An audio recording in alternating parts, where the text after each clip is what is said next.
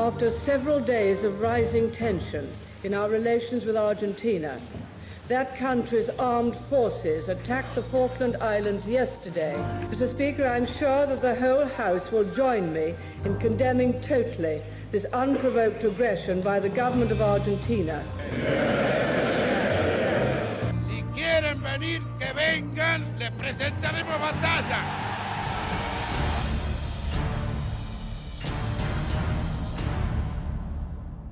Era en el año 82, estaba la dictadura militar, ellos regían todo y diariamente el director de la radio traía comunicados del Estado Mayor Conjunto a través del CONFER, que era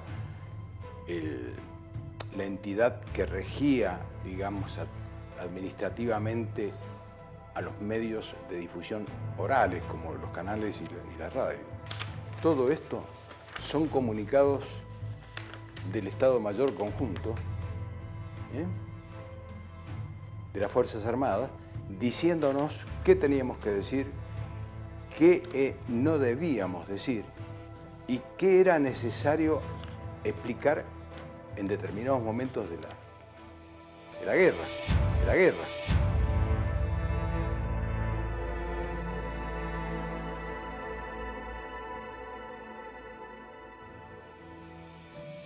A las 4:40 del 1 de mayo, un bombardero británico descargó una ráfaga de bombas de 1000 libras sobre la pista del aeropuerto de Puerto Argentino. Fue el comienzo de las hostilidades y el bautismo de fuego de las fuerzas aéreas. Jorge Segat era el navegador de un avión Canberra. Volaba junto a su amigo, el piloto Eduardo García Puebla. A las 4 de la mañana nos despiertan diciendo que había empezado el bombardeo nocturno de los Vulcan y bombardean Puerto Argentino, en realidad la pista. El bombardeo de una pista es en diagonal y ellos tiraron, nosotros tenemos capacidad en este avión de tener 8 bombas, ellos tenían 19 bombas, o sea que tiraron 19 bombas en diagonal a la pista de Malvinas, pero una sola pegó en la pista, el resto pegó a los alrededores. De hecho, una de esas bombas cae en un campamento donde había soldados de Fuerza Aérea, al lado de la torre de control, y mueren los primeros 5 soldados argentinos en combate.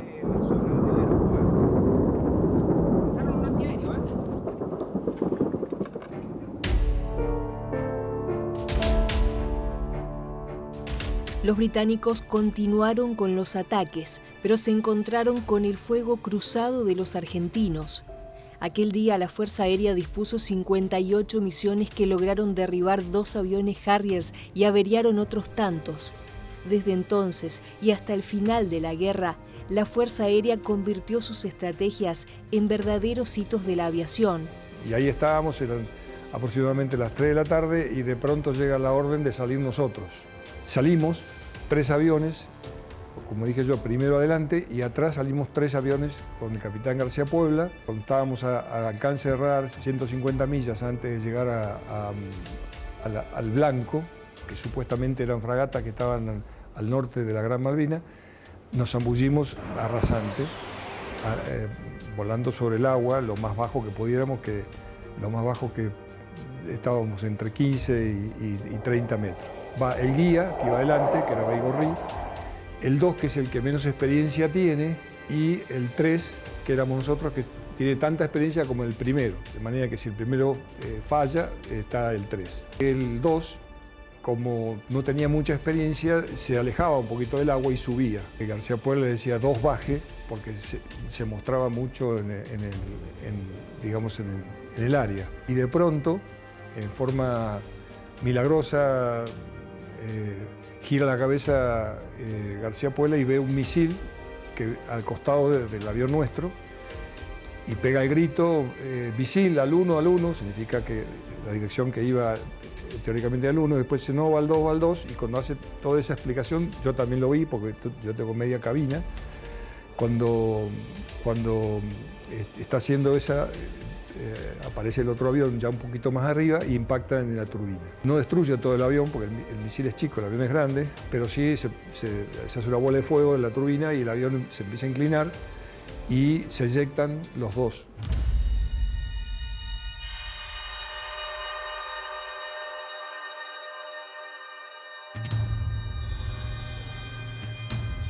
A la guerra desde el aire se sumaban los combates terrestres, sin pausas, y hasta el 14 de junio, Gran Bretaña avanzó y atacó las distintas posiciones argentinas ubicadas en Darwin, Bahía Fox y Puerto Howard.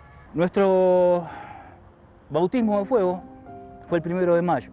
Así como lo tuvo los pilotos de la Fuerza Aérea, a nosotros nos atacan en una operación helitransportada después de los cerros. Nos sorprende 5 helicópteros del cerro, digamos, y supuestamente no sabían que nosotros estábamos en la primera línea, digamos. Sospechaban porque estaban haciendo un reconocimiento. Por supuesto que nosotros empezamos a abrir el fuego antes del alcance de las armas automáticas, pero se percatan de eso y nos abren fuego ellos también. Pero nuestras armas no llegaban y los de ellos tampoco, porque se dieron cuenta del fuego y desaparecieron detrás del cerro otra vez. Ahí comprendimos, después, ahí yo hablo por mí, yo entro en situación. Ahí uno se entera que está en guerra.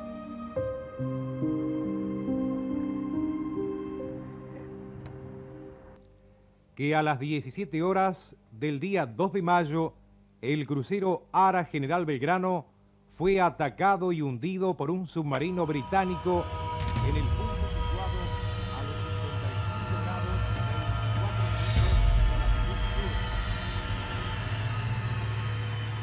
sur. El crucero Ara General Belgrano llevaba 16 días navegando. Habían zarpado desde la dársena de la base naval Puerto Belgrano con 1093 tripulantes a bordo. 323 murieron, casi la mitad del total de muertos argentinos en el conflicto armado. 770 lograron sobrevivir, entre ellos Rodolfo Sevilla, egresado de la Escuela de Mecánica de la Armada. A las 16 sentimos un golpe seco, una sensación de... Yo pensé que habíamos chocado con un banco de arena, una situación así, pero era ilógico porque estábamos en pleno océano, entonces no me cerraba. Pero fue el primer impacto, el primer torpedo que pega en la zona de popa, a la altura de sala de máquina. Inmediatamente llegó la oscuridad, fue un momento de pensamiento. En ese momento uno se activa en instinto de supervivencia, de salir, de buscar la luz, de alejarnos de lo feo que sentíamos. Y bueno, llegó el momento de que había que buscar la luz. Inmediatamente empezamos a buscarle el escape más rápido a cubierta principal. En ese momento sentimos el segundo cimbronazo, que era el torpedo que pegó en la proa. Veo mucho humo y gente que estaba saliendo a la cubierta principal. Nos dimos cuenta que el buque cada vez se escoraba más, se fue acostando en el agua lentamente, aproximadamente nos dio 40 minutos, se armaron las balsas, la misma dotación, arrojaba las balsas al mar, inmediatamente empezaron a abandonar, después que el segundo comandante dio la orden por el altavoz del abandono. Lo que más recuerdo es el momento del hundimiento del Belgrano. Yo hacía 2 años había sido tripulación del Belgrano. Saber que había gente que había convivido conmigo 5 años, 4 años. Incluso había entrado un marinero, hacían 2 años, que vivía a la vuelta de mi casa. Los padres, para saber algo de él, me buscaban a mí. ¿Y qué les iba a decir? ¿Qué les encaraba? Si no tuvimos tiempo ni siquiera de ir a buscarlos.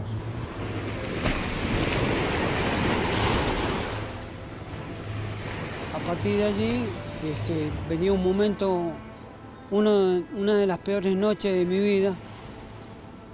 La tormenta se hizo real, el viento se incrementó y pasamos una muy mala noche. Nos castigó mucho el mar, mucho nos castigó. Olas de 6 a 8 metros. Sentíamos el ruido, pues habíamos cerrado la balsa, estábamos en el interior y es una cascarita nuez flotando en la inmensidad del océano. Esa noche fue muy complicada porque el cuerpo de uno despide vapor en esa temperatura tan extrema, después vapor. Y era tiritar. Sinceramente uno decía, no quiero tiritar, quiero dejar de tiritar. Pero imposible tiritar. Recuerdo que la orina, juntábamos las piernas y orinábamos ahí sentados en la balsa y con eso tratar de sentir un poco de calor. Cuando se llenaba de vapor, todo eso no podíamos respirar. Así que abríamos los cierres de las puertas en los extremos, pasaba el aire y eran agujas que se clavaban en el cuerpo. Rodolfo y otros 16 marinos fueron rescatados el martes 4 de mayo cerca de las 2 de la tarde por el buque Hospital Bahía Paraíso. Habían pasado unas 46 horas naufragando en aguas del océano.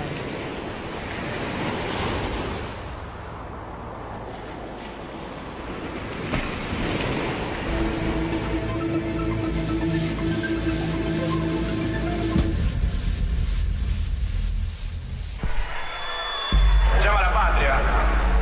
Creo que es un deber de todo argentino. Sí, la responsabilidad que tenemos en estos momentos, defender.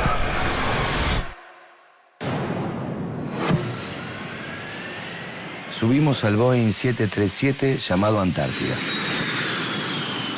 Estábamos todos muy contentos. Por fin se encienden los motores del avión. Comienza a deslizarse por la pista y toma vuelo. Nuestro destino, Islas Malvinas. El hecho de estar en Malvinas ya era un orgullo tremendo. Yo me sentía contento porque como todos muchachos les gustan las aventuras, pero no sabía dónde iba.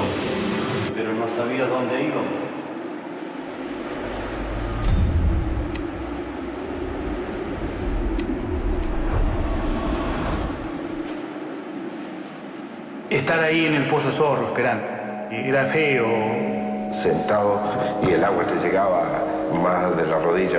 Uno le trabajaba mucho la cabeza. Varios de mis compañeros se le congelaban las piernas. Hablaba mucho de la familia, yo me acuerdo que hablaba mucho del mar. También se hablaba de los ingleses, que cada vez estaban más cerca.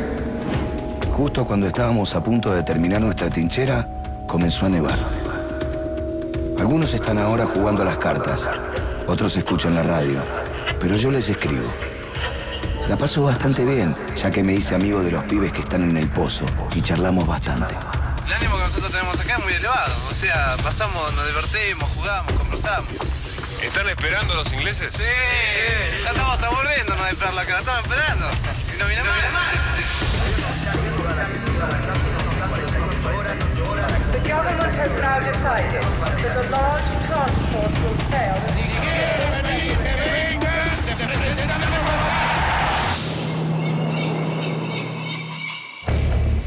Hola mamá, espero que estés bien. Te escribo porque nos van a movilizar y después ya no podremos hacerlo. Estoy contento porque nos transportan en un crucero que se llama Ara General Belgrano. Estamos siendo bombardeados. No me imagino pelear con otra persona y no creo que tengamos que hacerlo. He visto caer 4 proyectiles. Te cuento que a veces no puedo soportar ver a mis compañeros. Algunos tienen miedo y se acuerdan de sus madres con lágrimas en los ojos. Todo lo que aquí haga será por vos, mamá. Te quiero y viva la patria.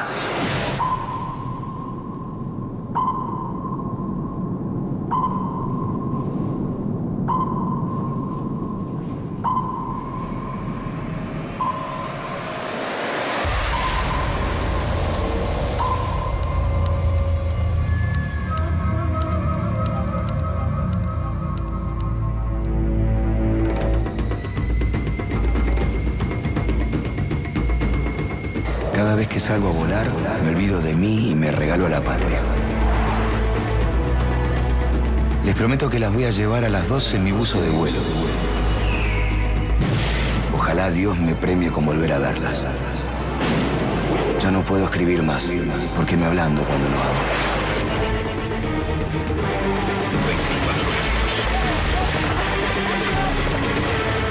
Ojalá Dios me premie con volver a verlas.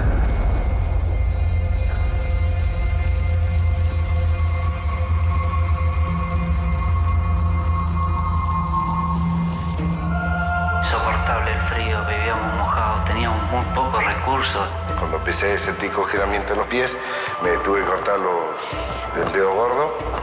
¡Nadie sale del pozo! Fui herido por un propio sargento. Y estábamos así a 2 pasos y sacó una sevillana y me clavó los pies. Era el compañero mío, a él lo estaquearon por matar una abeja. Volaban las balas, las municiones por todos lados y los tipos estaban estaqueados de pies y manos sin poder moverse.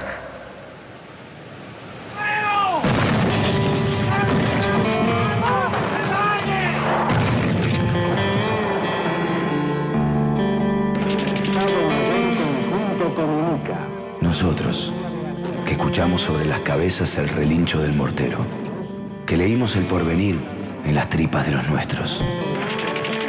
Nosotros, que olimos las letrinas del espíritu, que tocamos el temblor de la piedra como un corazón desesperado. Nosotros, que lamimos el meado vientre de la tierra, que persistimos pese a todo y a nosotros. Somos los que aún permanecemos en cuclillas, los que todavía tenemos las pupilas como esquirlas candentes, los que a veces nos seguimos arrastrando por la noche, los que todavía soñamos con regresar algún día.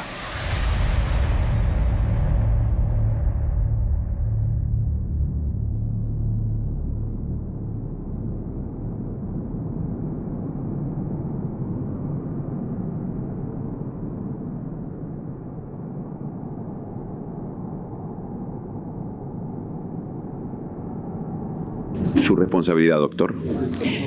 Director del Hospital Militar de Campo de Mayo. Su nombre, por favor. Coronel médico Jorge Aviv Adar. Doctor, le vamos a tratar así. ¿Cuántos internados tiene en este momento como consecuencia de las acciones bélicas este hospital? Este hospital militar en este momento tiene internados 351 pacientes provenientes del Teatro de Operaciones del Atlántico Sur. ¿Cuántos puede usted calificar en este momento como de estado reservado o delicado? En este momento tenemos internados aproximadamente 3 o 4 pacientes en estado delicado o de pronóstico muy reservado, 3 de los cuales están en terapia intensiva, que pertenece al último contingente de evacuados que llegó a este hospital militar antes de anoche. Si tuviéramos que hablar de amputaciones, por ejemplo, ¿qué números se han hecho acá durante todo el desarrollo de las operaciones? Acá, durante el desarrollo de las operaciones, no se ha hecho ninguna amputación, pero tenemos en este momento un número aproximado de 8 a 10 amputados que habían sido realizadas en el Hospital de Malvinas. ¿Nos autoriza usted recorrer las instalaciones y hablar, en todo caso, en las salas con los heridos? Con todo gusto. Gracias, doctor. Su nombre y su jerarquía. Teniente primero Horacio Antonio Estrada. ¿Dónde ocurrió y qué ocurrió? Bueno, a 5 kilómetros al oeste de Puerto Argentino.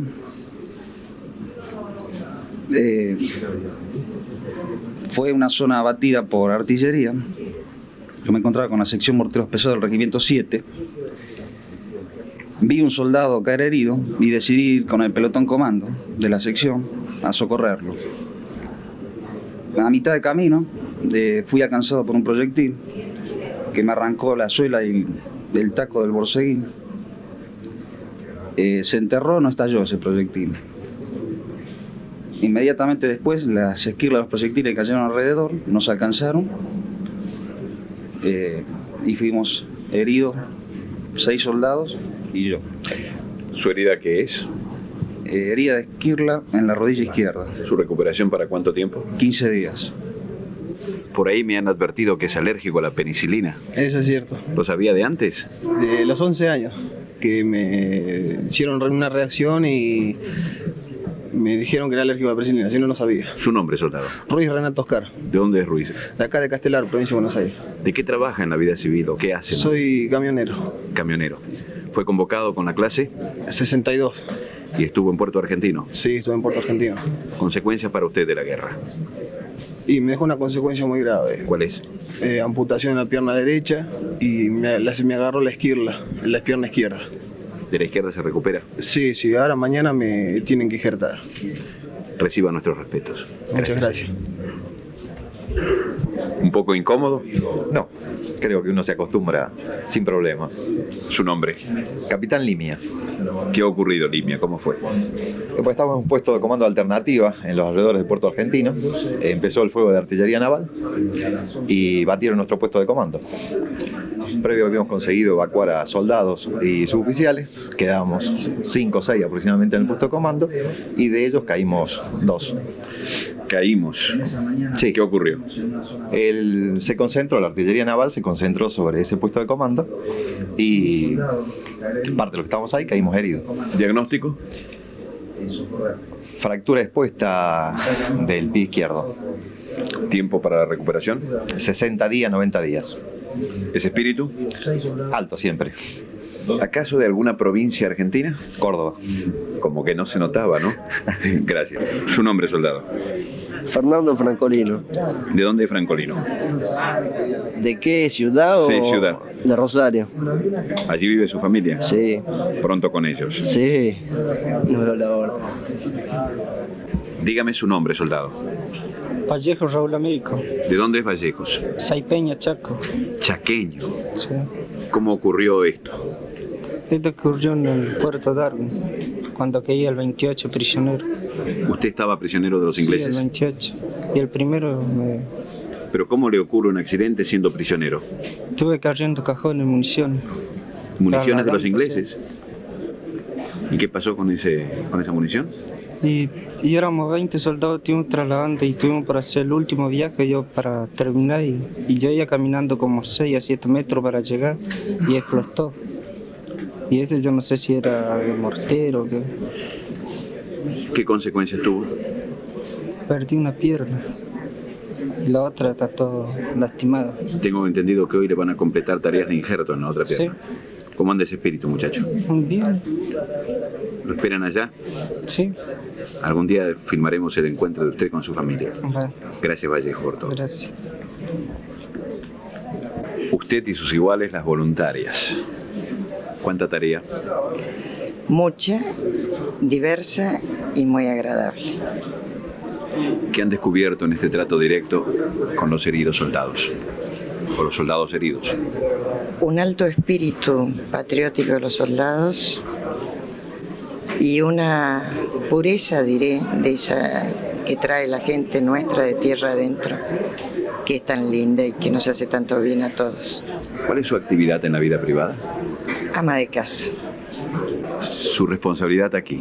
Bueno, soy la directora de este grupo desde hace 14 años. 14 años en el hospital militar. 14 años en el hospital militar. Pero nunca en una situación como esta. No, nunca como esta. Siempre tratando de ser la mamá de todos estos malcriados que tengo, pero en este momento con mucho más intensidad. Vamos a hablar con todos los malcriados. ¿Su nombre? Montenegro. ¿Su nombre? Alderete Juan Carlos. ¿Su nombre, soldado? Juan Gustavo. ¿Su nombre? Solís. ¿De dónde es Solís? Regimiento Patria 4. ¿Dónde está? Monte Casero. ¿Su nombre, soldado? Romo Oscar Horacio. ¿De dónde es? De Capital Federal. ¿Su nombre? León Argentino López.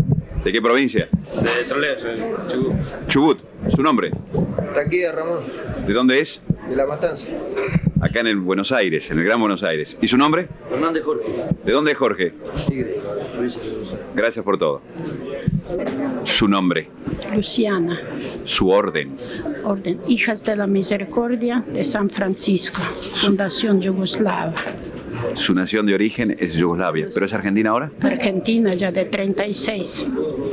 ¿Qué opina de estos nuestros soldados? Y muy valiente, muy generoso con su patria.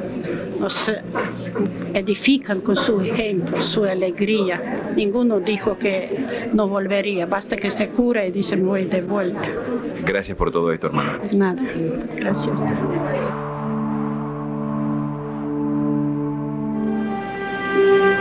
Y nosotros llegamos a Malvinas un día 12 de abril. No entendíamos nada tampoco, ¿no? Teníamos 19 años, éramos chicos creo yo todavía. No creíamos que iba a una guerra. Íbamos, pero no a una guerra. Tuvimos una semana en posiciones de campo, cavando, llegando a los cerros y empezando a cavar posiciones. Buen día, ¿cómo es tu nombre? Silva Roberto. ¿De dónde sos? Misiones. Yo tomé conciencia de la guerra el 1 de mayo, que fue el 1 de mayo que empezaron a querer entrar ellos, tiraron esas bombas que eran enormes. Ahí empecé a tener miedo. Y miedo a la muerte. Sin comer, debilitado, con frío.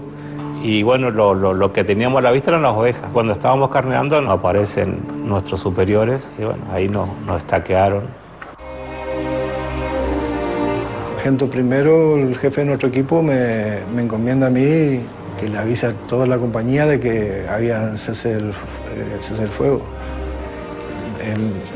Lamentablemente, algo triste.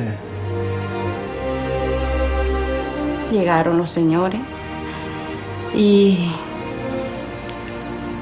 ahí le dijo que falleció de un infarto en la Malvina. Ahí entendí que nunca más le voy a ver a mi hermano Segundino. Los que quedaron allá son los que posibilitaron que nosotros tengamos una vida, una familia. Le pedí a mi tía que me dejara 3 cuadras. Y cuando doblé esa esquina, que hacía tanto frío como Malvinas, ya era el 25 de junio, lo que siempre digo que no había nada. Lo que había era un perro ladrando, una luz blanca y mi mamá. Y el día que él se suicida, se va a un bar del centro y en un baño fue. Pidió la llave, era un baño con llave, tenías que pedir la llave, pidió la llave y se encerró y ahí pasó. Y algo que a mí me impactó es que él fue a comprar el arma con mi hermanito chiquito. Como que eso es doloroso también.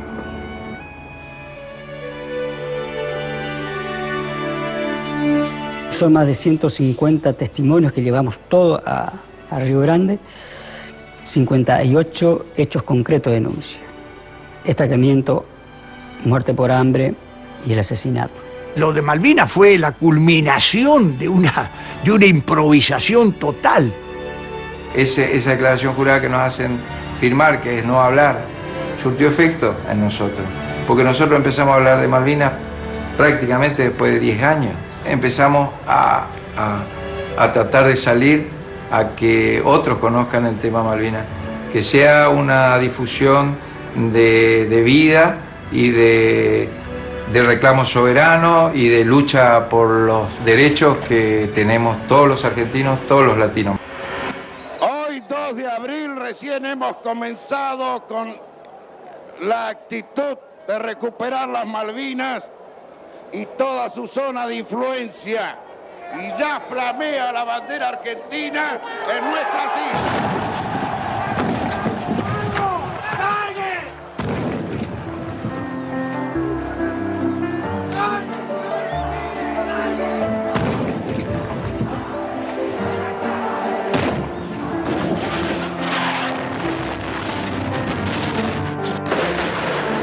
Queremos que todo se solucione en paz, pero si hay que pelear por la Malvinas, estén seguros que vamos a pelear.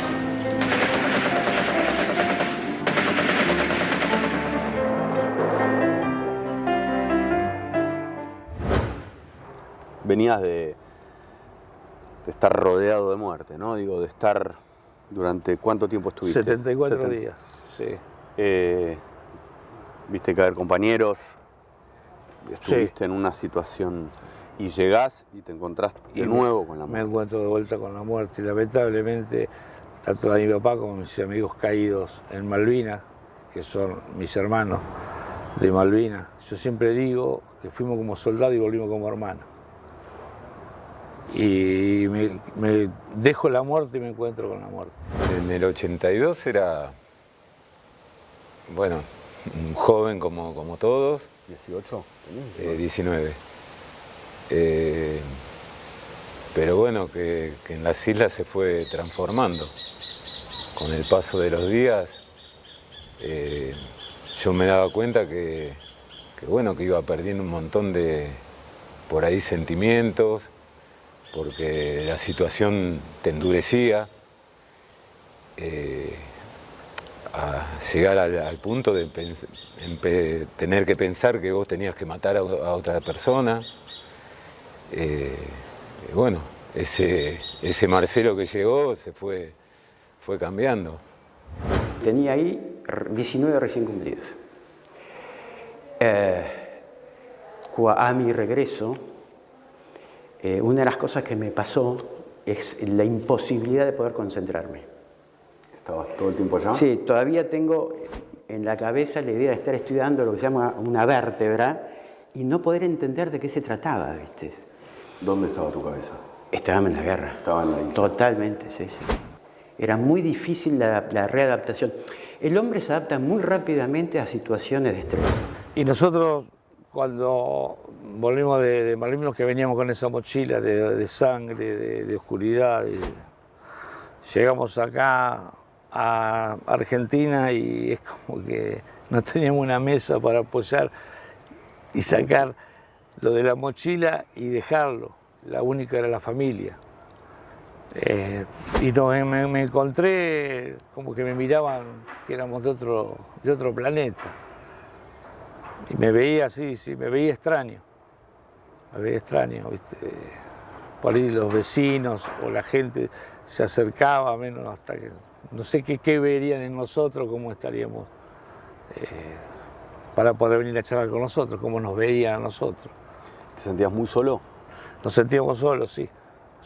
Teníamos el apoyo de la familia, pero creo que nos sentíamos solos, muy solos por dentro, ¿viste? Esto me acuerdo que mamá le sacó un medio vacío, un peseto, claro, y nos pidió agua, pidió whisky, se lo tomaba con whisky, todos lo mirábamos porque se lo tomaba con whisky, se comió el pedazo de carne, el vacío y whisky, claro, ellos se ve que el cuerpo le pedía otra clase de líquido, ¿no? Entonces, eso fue terrible también. Cuando vos entrás en una etapa de consumo, y hoy lo entendés por qué,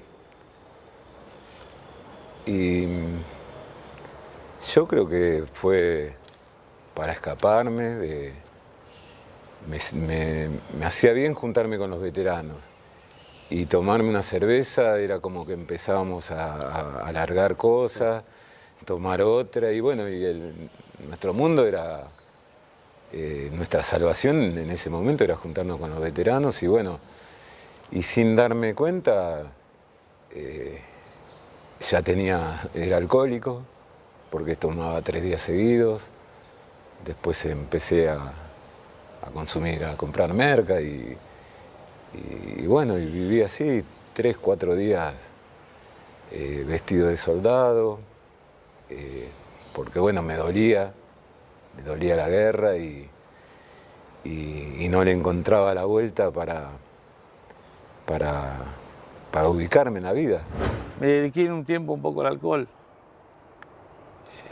porque fui entrando de a poquito, era como que me calmaba y me transportaba para poder dormir, porque no podía dormir de noche.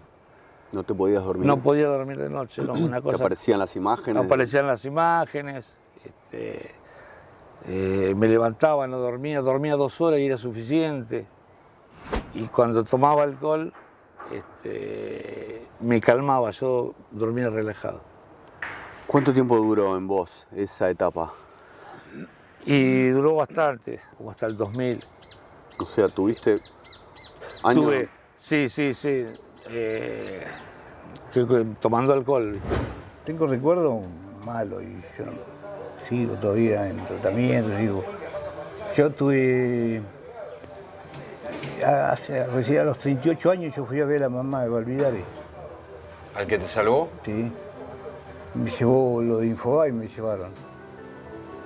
Y porque yo me había agarrado un vicio, ¿no es cierto? Cuando tenía dado por el bingo, por gastarme la plata mal. Y estaba solo, separado, solo. Yo trabajo en una escuela y bueno, cobraba y al vicio, me estaba matando al bingo, sí, me gastaba. Ahí te olvidaba, pedía digamos, préstamos y de todo, sí. Era una manera de escapar, digamos. De escapar, sí, de salir, de sacarme eso de la cabeza. Yo tenía esa mochila que quería que la mamá sepa lo del hijo. ¿Qué te daba a vos el alcohol y qué sentís que te daba la merca?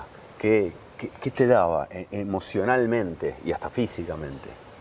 Y me hacía sentir bien en un momento porque podía hablar, sí. Todo lo que tenía guardado era como que lo podía hablar y lo hablaba con cualquiera. Pero siempre había momentos donde yo, en el lugar que estaba, me faltaba algo. O yo no pertenecía a ese lugar, porque mi lugar era Malvinas. ¿Me entendés? A mí me faltaban mis compañeros. Si estaba con un grupo que no era de veteranos, la pasaba bien un rato y no sé, 3 de la mañana, en la mejor joda, yo me venía abajo porque bueno, no encajaba en ese mundo porque yo estaba con Malvinas adentro. ¿Qué empieza a perder uno con el consumo? Que empezás a perder las cosas que te rodean. Si vos te referís a eso, a lo que es, sí, te empezás a perder las cosas que te rodean, tal vez tus amigos, vos te empezás a sentir otra persona. O sea, yo necesitaba hablar y juntarme con veteranos de guerra. Y por ahí tomar y charlar y hablar, y eso yo como que estaba en paz y como que estaba en Malvinas, ¿viste? Sí. Una cosa así, como que estaba con ellos de vuelta juntos. Claro. Y sí, perdí muchas cosas, sí. Me deprimía, me ponía mal porque llegaba a mi casa y tenía mi familia y tenía un hijo y me daba vergüenza, como que bueno, era mucho peor, me daba mucha tristeza, ¿no? Impotencia, y no poder salir de eso, bueno, me ponía mal, me ponía triste. ¿Y si es un combate, el consumo? ¿Fue una guerra interna? Y sí, por momentos era una lucha, porque bueno, no quería que pasen mal mi familia, ponele, pero creo que había momentos que no le di una batalla. Después sí, cuando quise salir sí, pero en pleno consumo era como que yo seguía para adelante, no había una batalla. Esa guerra la parimos nosotros. Y por más que te explique de 1000 formas distintas lo que pasamos, lo que vivimos y lo que sentimos ahí, nadie lo va a saber. No. Solamente un compañero tuyo. ¿Vos sentís que seguís en guerra? ¿Se entiende a dónde voy? No, nunca tenés paz. Eso. Nunca tenés paz. Nunca tenés paz. Yo te digo, y todo esto, lo más lamentable, que yo se lo transmití a mis hijos. Y porque sin querer vos le pasás toda esta mierda. Inconscientemente. Y te sentís mal padre, y todo eso es producto de que lo absorbieron ellos, y es el día de hoy que lo están padeciendo. Yo tengo a mis 3 hijos que el día de hoy tienen ataques de pánico, de ansiedad, están medicados, que van al psicólogo, al psiquiatra, y eso por algo viene, y uno le transmite toda esa mierda. Yo tuve contención y aunque vos no quieras, no solamente el veterano de guerra, cada familia de cada veterano de guerra padece lo mismo. Sí. O sea, no es que lo tenés vos donde llevas esto es como el virus, vos lo llevas a tu casa, sí. Y no tenés paz nunca.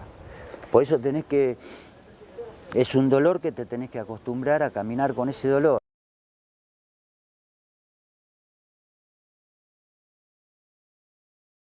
Desde el día que nosotros llegamos en la península de Camber, bueno, lamentablemente tuvimos muchas injusticias, no solo yo, sino otros compañeros, por supuesto de parte del personal de cuadro, que el personal de cuadro eran nuestros superiores. Hemos tenido compañeros estaqueados. Me ha pasado a mí que he robado porque estábamos hambrientos, no sabíamos qué hacer y sabíamos que uno de los oficiales nuestros tenía tenía comestible dentro de su trinchera, entonces un día nos metimos con otro compañero y le sacamos 1 kilo de hierba y azúcar y bueno, no sé cómo se enteró y cuando se enteró, por supuesto que yo era el más cercano y me agarró y me llamó y me dijo que bueno, que él sabía que yo le había robado la hierba y el azúcar y que me daba 5 minutos para que eso aparezca. A mí me estaquearon cuando maté la vaca, cuando maté el cordero, y porque no se podía tirar tiro ni hacer nada, y bueno, se disparó un tiro. ¿Quién fue? Estaqueado. Le prometí que si lo cruzaba en combate lo iba a voltear a un sargento ayudante. Cuando nos íbamos a entrar en combate me dice no sea rencoroso. No tomé rencor, pero no es humano al par tuyo que vas a combatir tenerlo estaqueado ahí ni 1 hora ni 2 horas, porque la nieve, el frío y demás, perdés, es terrible. Y a los 5 minutos apareció este oficial, me dijo, ¿y apareció? Le dije que no. Entonces me dijo, bueno, esto va a quedar como un accidente de guerra. Vos sabés lo que es un accidente de guerra. Un accidente de guerra es que se le puede escapar un tiro a cualquiera y esto queda así. Así que no hay consecuencia de esto, no hay justicia ni nada por el estilo por esto. Así que bueno, entonces desenfundó la pistola, la 9 milímetros, me puso en la cabeza, contó hasta 3 y como yo cerré los ojos y no le dije absolutamente nada, él la agarró, cargó la pistola y bueno, tiró un tiro al aire que bueno, me dejó sordo y yo con los ojos cerrados pensé que me había tirado y bueno, abrí los ojos y lo único que pude verlo fue cuando salió caminando y riéndose. Lo peor que puede pasar a un ser humano es el hambre, pero el hambre de verdad. Yo he visto a 2 amigos pelearse y desenfundar por un pedazo así de pan duro y viejo. La supervivencia que tuvimos que hacer propia, ¿no? Más las últimas noches. Se entiende, después nos dieron explicaciones porque uno está en combate, pero hubo un momento que el agua que tomamos de la escarcha al otro día que amanecía, buscamos donde había pozos, las bombas donde caían, que se hacía escarcha, y se juntaba agua, y bueno, que el jarrito tenía un poco de agua, y si podíamos calentar un té con la misma turba de la tierra, detrás de una piedra, de día lo podíamos hacer, pero hubo días que ese era el alimento que teníamos, ¿no? Yo me fui con 78 kilos, siempre fui gordito y robusto, y llegué con 60 kilos acá. Es decir, arrancábamos así el pasto, ¿viste el pasto que viene verde y cuando arrancás aparece lo blanco? Bueno, comíamos eso.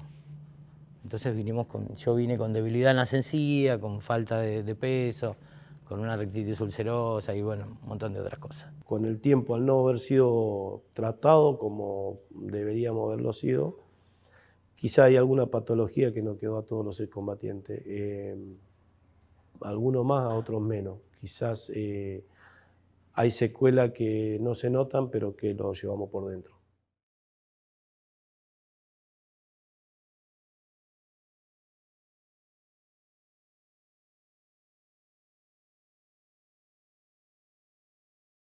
El Canberra era un barco no de guerra, era un barco de lujo, ¿no? Porque era turístico, arreglado para el transporte de tropas, ¿no? Ese salón era una especie de confitería, de baile, algo así.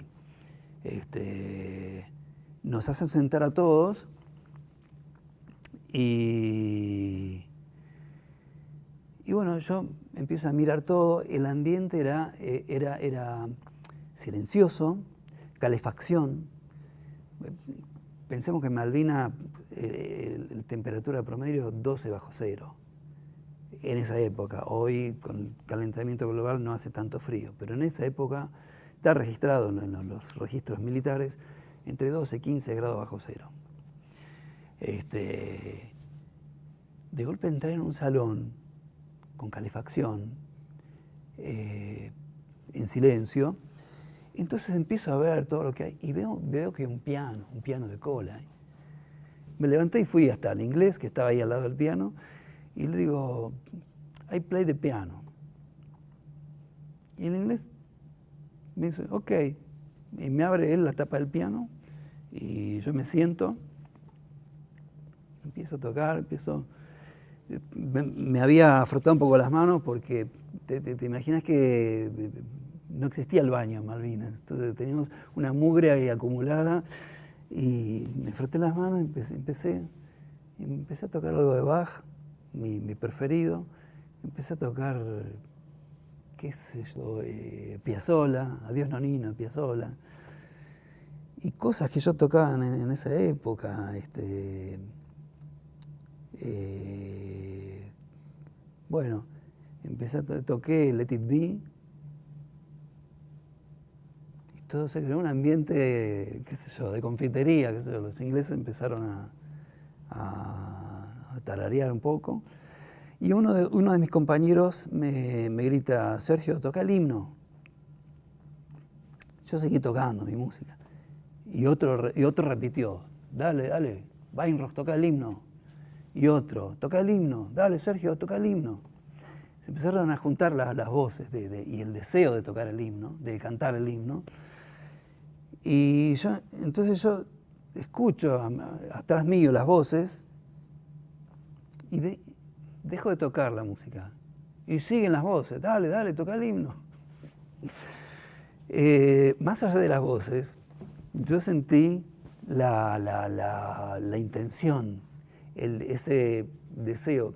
Lo que pasa es que en ese momento, en ese barco, con esa calefacción, con esa aparente paz que había después de todo lo que pasamos, después de compañeros que murieron, habían sentimientos muy encontrados. Entonces el deseo de cantar el himno venía como a reivindicar algo. Entonces, por eso te digo, más allá de las voces, yo sentí eso, y yo también lo sentí.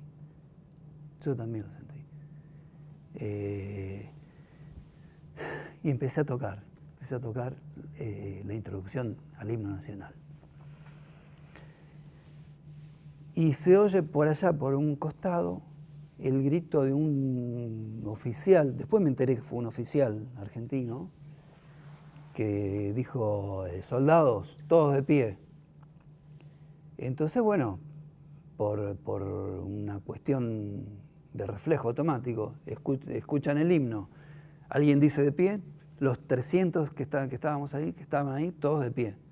Eso provocó en el piso del barco, que es de madera, un ruido con los borceguíes, un ruido importante, dentro del silencio que había.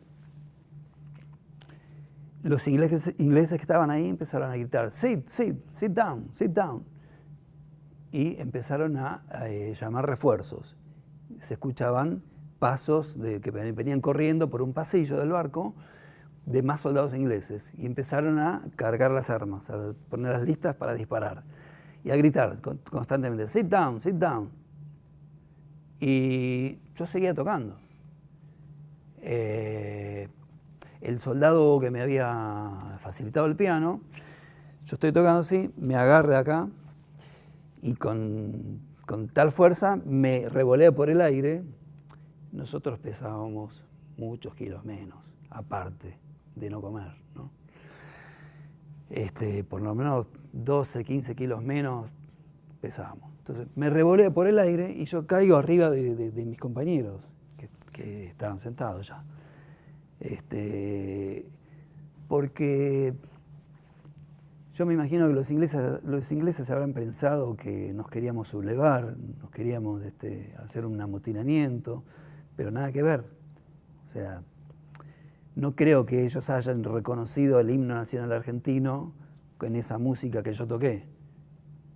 No lo creo.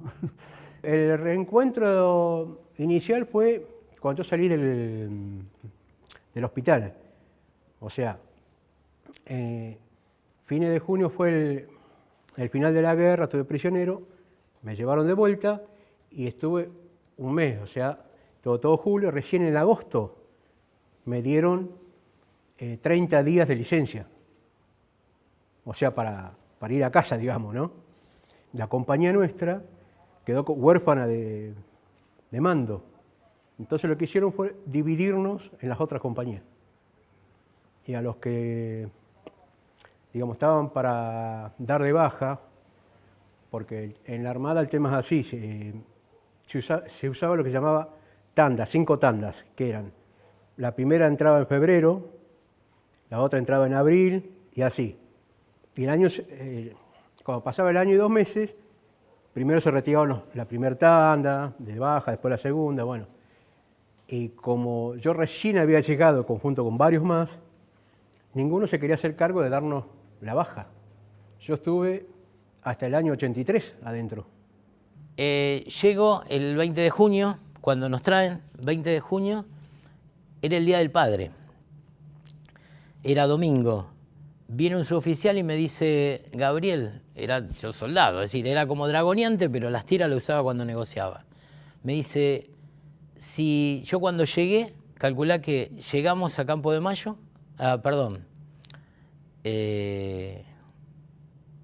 no llegamos a Campo, llegamos a Palomar. Cuando llegamos a Palomar, nos ponen en hilera, la compañía firme, cuando me pongo firme, me caigo. Así que ahí nomás me agarran y me llevan a enfermería. Claro, me faltaba olla.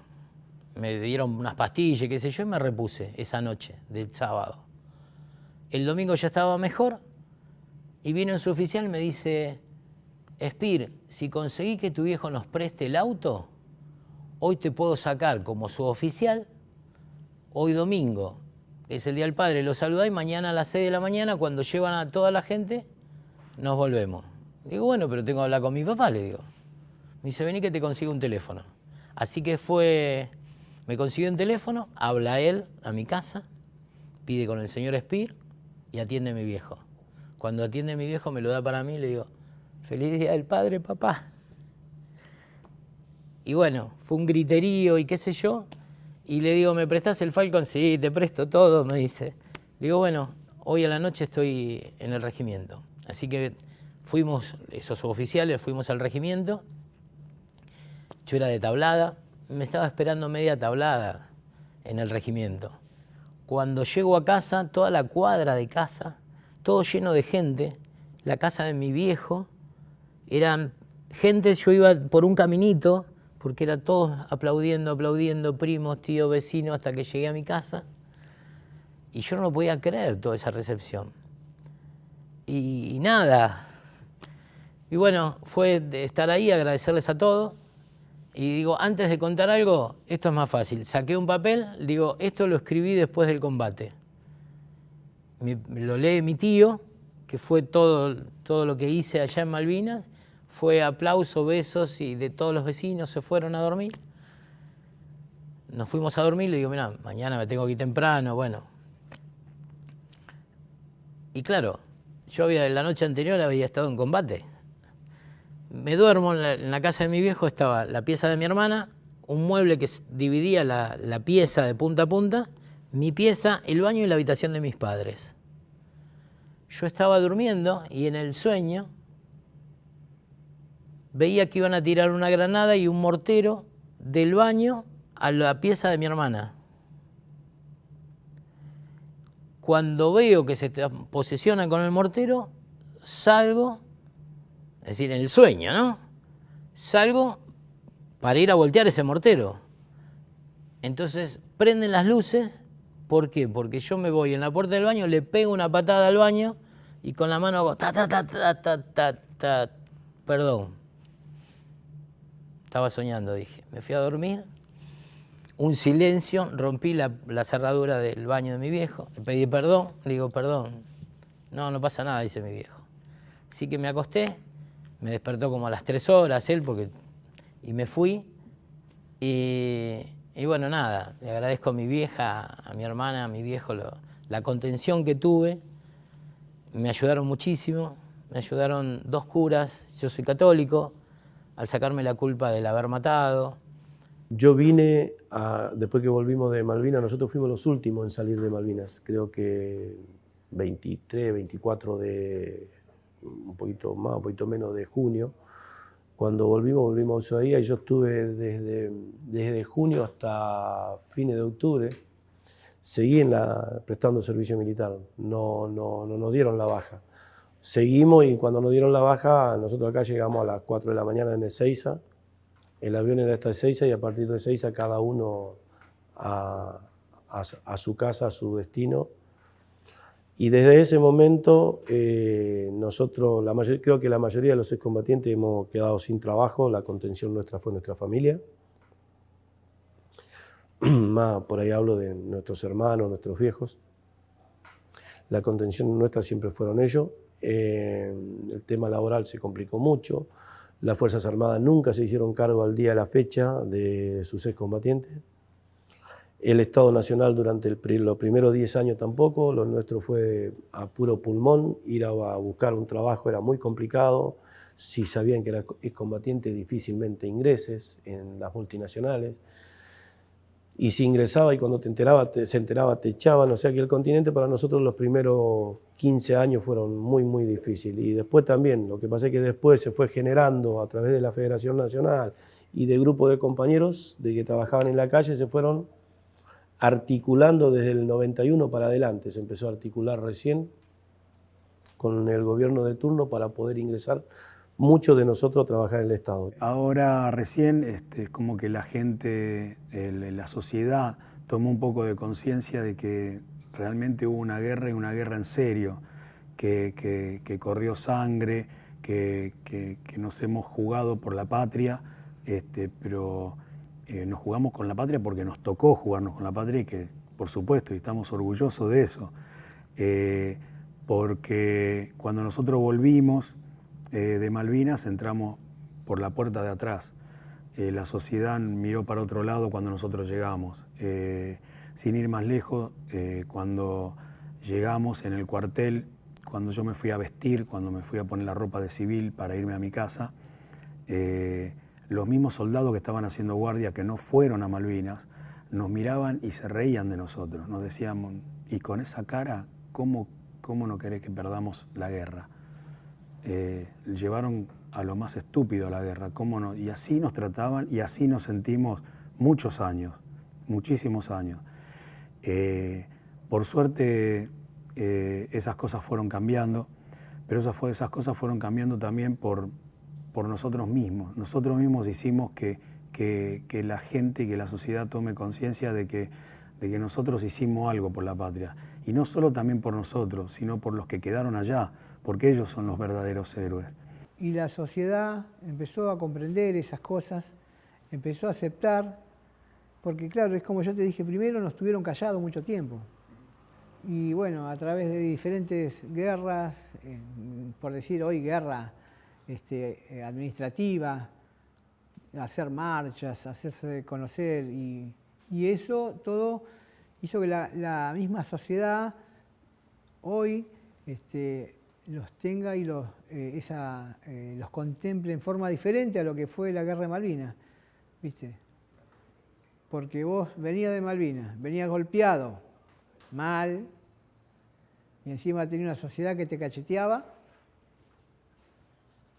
no querías ni aparecer, ¿viste? No querías ni hablar, yo no podía hablar.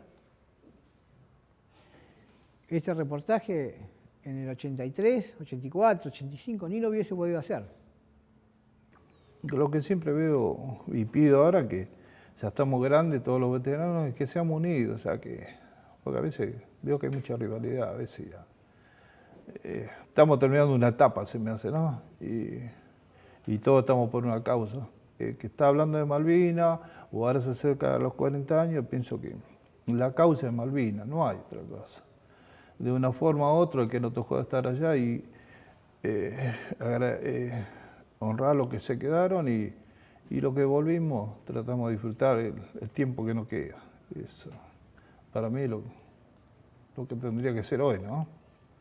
Y todo lo que sea un homenaje hacia nosotros, es un homenaje no solo hacia nosotros, yo creo que es un homenaje hacia nuestros seres queridos, hacia nuestra familia, hacia nuestros amigos, porque es muy lindo, porque lo siento, lo veo, que el orgullo que tiene mi familia para conmigo el orgullo que tienen mis amigos para conmigo y el orgullo que yo tengo y tenemos, que es mutuo con todos nuestros compañeros, los que realmente estuvimos y los que sufrimos ese momento y lo que la peleamos, hoy en día para nosotros no es un homenaje, es un mimo al alma. Así que yo estoy eternamente agradecido a todos los que nos apoyaron en su momento y los que nos siguen apoyando hasta ahora. Porque a Malvinas no solo fueron, qué sé yo, Fuerza Aérea, Ejército, Marina, también hubo civiles, hubo barcos civiles, hubo gente que son conocidos como el Escuadrón Fénix, que eran aviones civiles, que hacían como un engaño a los ingleses. Ellos volaban en aviones jet, haciendo parecer como que eran aviones de combate, para que los ingleses fueran hacia ese lado y los aviones de combate verdaderos fueran por otro lado, al ras del mar, para hacer los ataques. Entonces hay mucha gente y acá tratamos de englobar dentro de todo a todo el mundo, ¿no? Que nadie quede afuera, digamos. Y bueno, la idea es que todo esto, el día de mañana que nosotros no estemos, quedará para nuestros hijos y los vecinos y el municipio de acá. Porque algún día nos iremos como todos. Que la Biblioteca Nacional se haya tomado el trabajo de ver a los veteranos y que los veteranos podamos tener o contar parte de nuestra historia, que hoy lo podemos contar, que esto es verídico, y que lo tengan, me parece excelente, me pareció, y muy contento, es más, y agradecidos que hagan todo este trabajo por nosotros, porque es bueno que te reconozcan y que digan, wow. Entonces, para mí es un orgullo.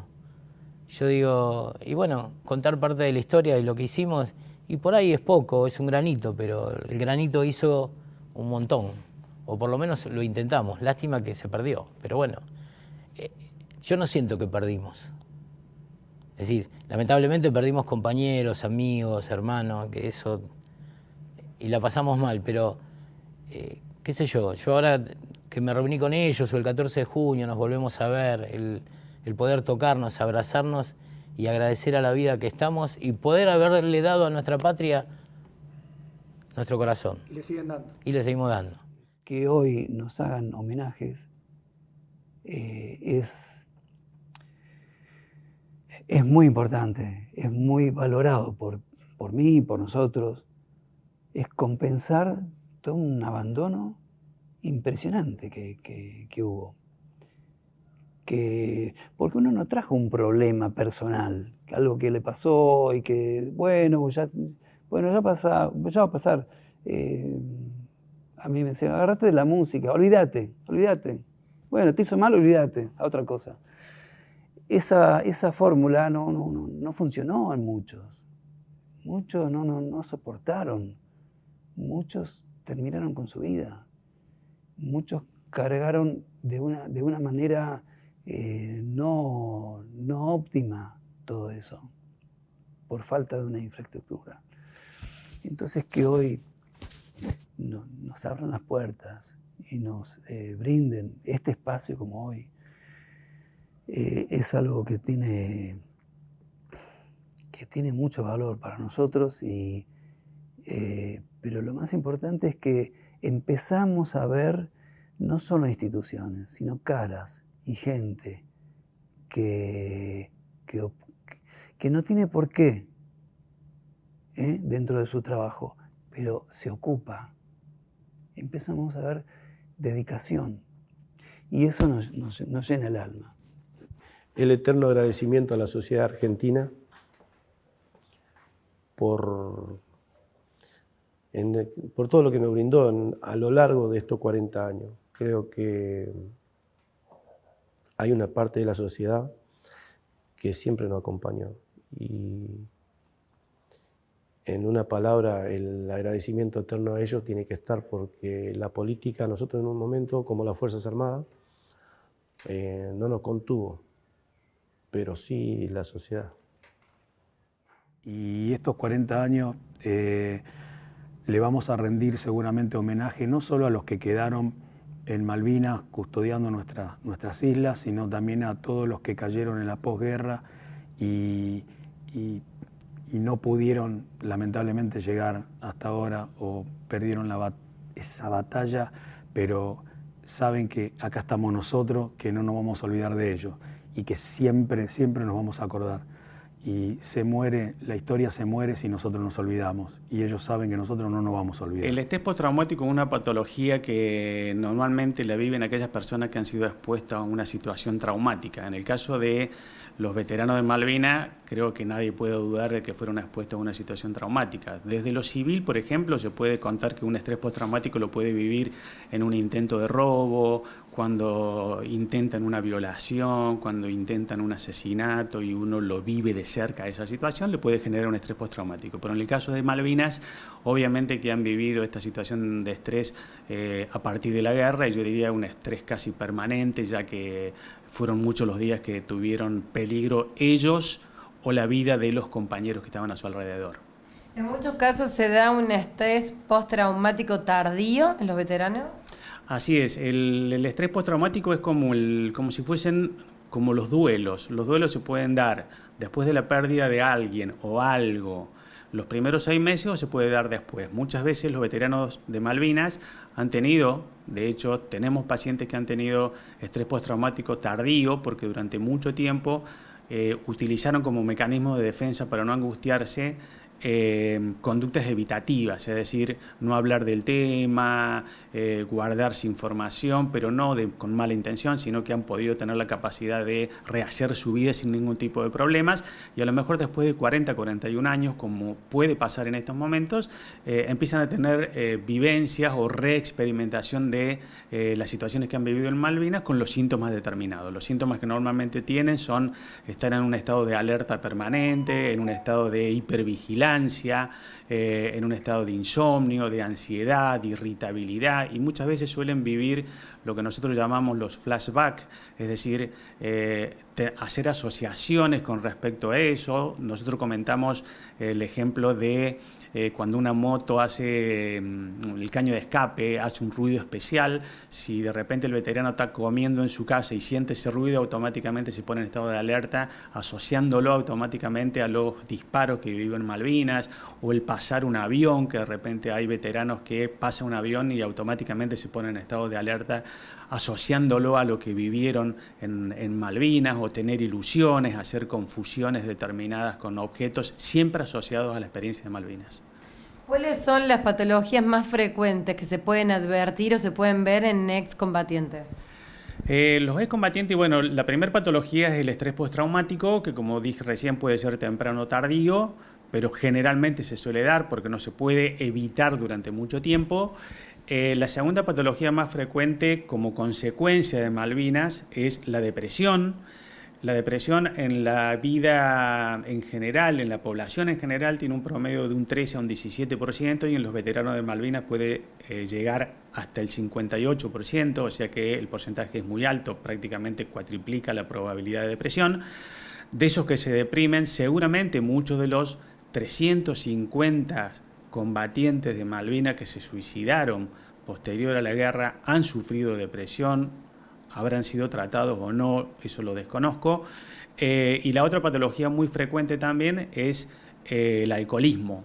El alcoholismo muchas veces se utiliza como una conducta o como un mecanismo evitativo. Recordemos que el alcohol muchas veces hace olvidar un montón de situaciones, y con eso se niega la situación vivida, con lo cual el nivel de angustia baja. Pero eso es, digamos, tener una doble enfermedad. En realidad tenemos un problema y sobre ese primer problema cargamos un segundo problema más.